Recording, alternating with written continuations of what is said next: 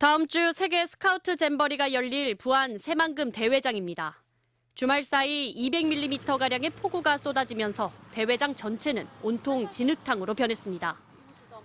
텐트 2만 5천 개를 설치해야 하는데 텐트는커녕 잠시 걷기도 힘든 상황이 됐습니다. 결국 대회장에는 플라스틱 팔레트 수백 개가 쌓였습니다.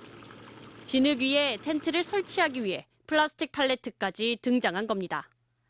주최 측은 플라스틱 팔레트 10만 개로 대회장 전체를 덮기로 했습니다.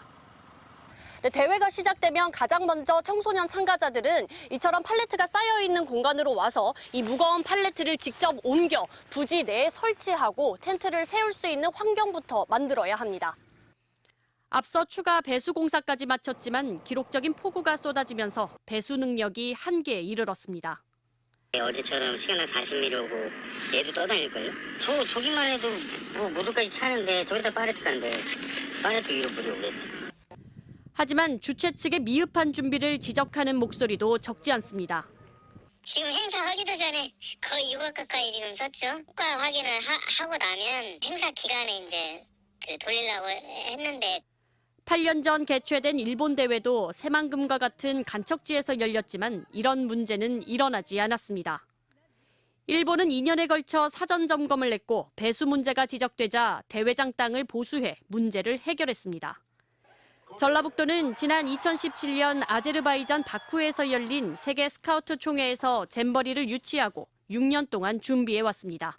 MBC 뉴스 박혜진입니다.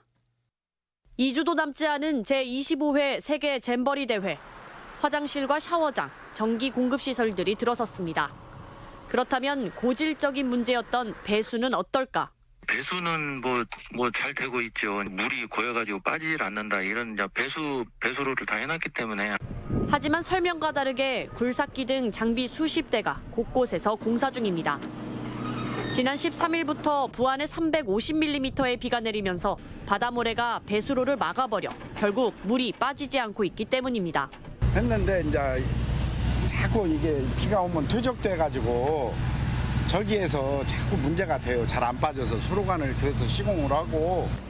이미 배수 공사는 마쳤지만 재기능을 하지 못하면서 이처럼 수로관을 덧대는 추가 공사를 하고 있는데요. 이뿐만 아니라 토사가 계속해서 무너져 내리면서 임시방편으로 매트를 덮어 막는 작업도 함께 진행 중입니다. 다른 쪽에서는 거대하고 질퍽한 부지를 메우는 작업이 한창이지만 대회 전 마무리는 힘든 상황입니다.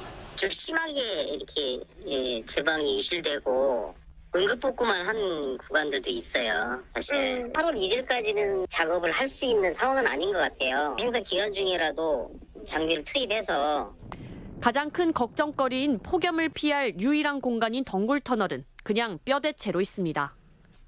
올해 잼버리 기간 12일 가운데 9일 동안 폭염특보와 열대야가 있었던 지난해를 고려할 때 넉넉한 폭염 대피 공간은 꼭 필요합니다. 곧 찾아올 153개국 4만 3천여 명의 청소년들이 안심하고 대회를 즐길 수 있을지 걱정이 커지고 있습니다. MBC 뉴스 박혜진입니다. 밤사이 150mm가 넘는 폭우가 내린 부안 잼버리 부지.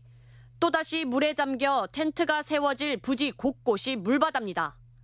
배수로까지 물이 들어차 빠지지 못하고 있기 때문입니다.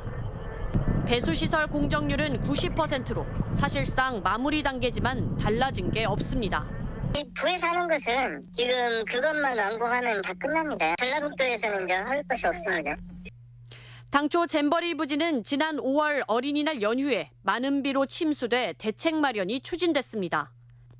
당시 부안에 내린 비는 149mm, 이번 비도 157.8mm로 비슷한 강우량인데 배수 공사가 마무리 단계인데도 침수가 반복돼 대책이 없는 것 아니냐는 우려가 커지고 있습니다.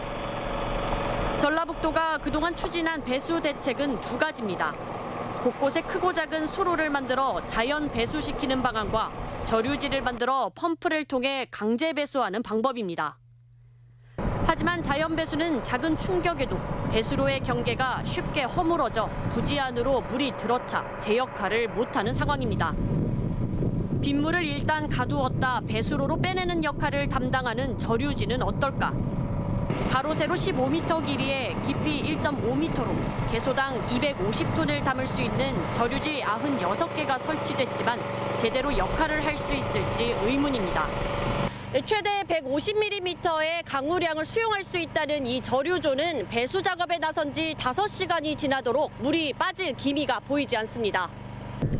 저류지의 3분의 1이 차면 펌프가 자동 가동돼야 정상 기능을 하지만 전력 공급이 불가능해 모두 수작업으로 디젤 펌프를 가동해야 할 상황.